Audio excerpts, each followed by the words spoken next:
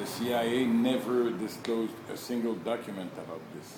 What was the name of the ship again? La Coubre.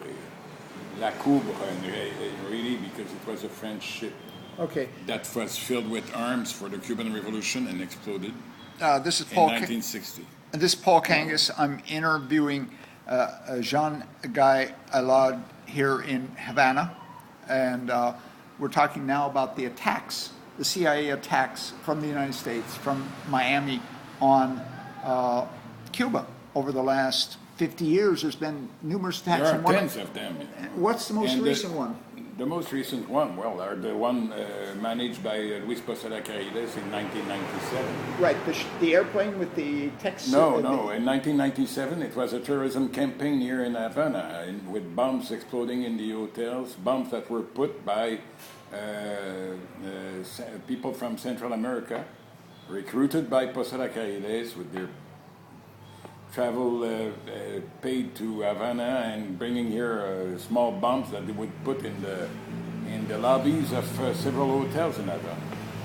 And one of those bombs killed an Italian tourist, Fabio Di Celmo. But the point is that the general idea of the Cuban Americans and probably of the CIA too, because they were knowing, with the number of people informing the CIA that you can find in Miami, the CIA and the FBI, it's absolutely impossible to know about what was going on. And those bombs... I've heard that all you have to do is sit in a cafe in Miami, and they talk so loud that you can hear what the CIA is doing. For sure. And Cuba sent 5 journalists. Yes. Who were sitting in cafes in Miami, just listening and getting all this news and sending it back to Cuba. And they got arrested by the FBI. Oh yes. The five Cubans. Yes. Well, they were not exactly journalists, but. Well, that's what I call them.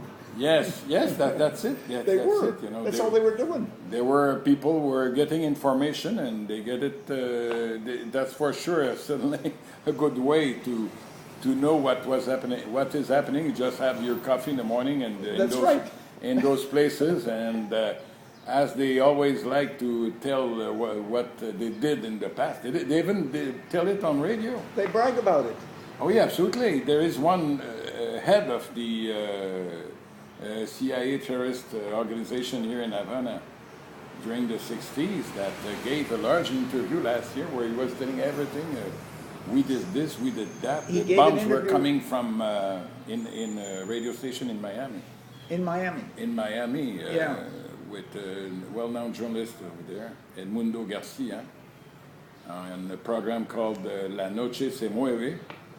The guy was just telling everything, how they intended to try to kill the Fidel in Chile. They gave every details. You just ask it, they tell you, Well, and this guy is Tony... Antonio, a well-known head of the CIA operations here at the time in the 60s. I'm interested. The guys who were putting bombs in theaters and restaurants and stores here. Right. They said that they were receiving their bombs fabricated, right. In Miami. From the CIA, they would receive here cases of bombs, and they just have to put the time they would explode. They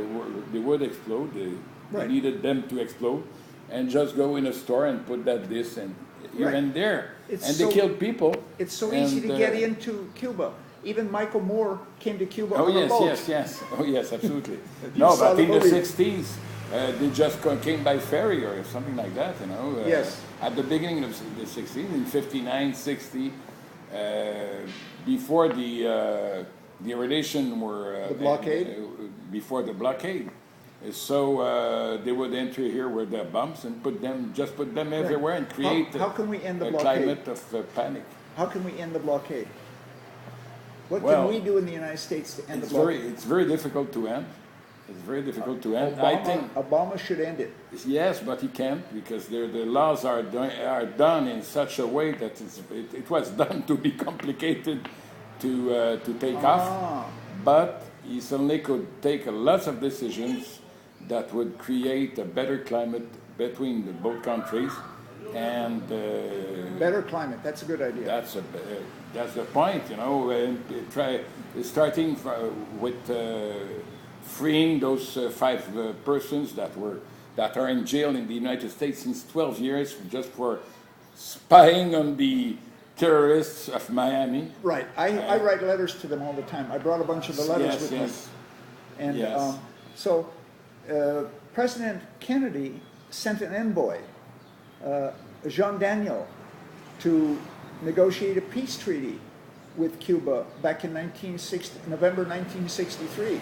Yes, yes. And you've heard the story. Yes, it's a well-known meeting between the Cuban leader and this very well-known journalist, prestigious journalist from France, you know, from a publication that at the time was quite progressive, you know, in the context of the époque. Hein. Le Nouvel Observateur was certainly a magazine that was very respected and well considered by lots of people. It was a well-known French magazine with a large circulation in France.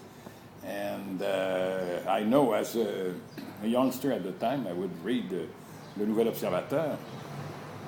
That would give very objective information on lots of subjects. Even when you were a young person. Even a young person, that was something circulating, you know, just like a Life magazine in the States at the time. You know, It was a big deal. You would see in lots of houses, and Jean Daniel was a big name of French journalism. Even then. A French journalism very different than the French journalism from now, which is controlled a lot by large corporations. All those magazines that had some prestige at the time that were very respected are now were sold.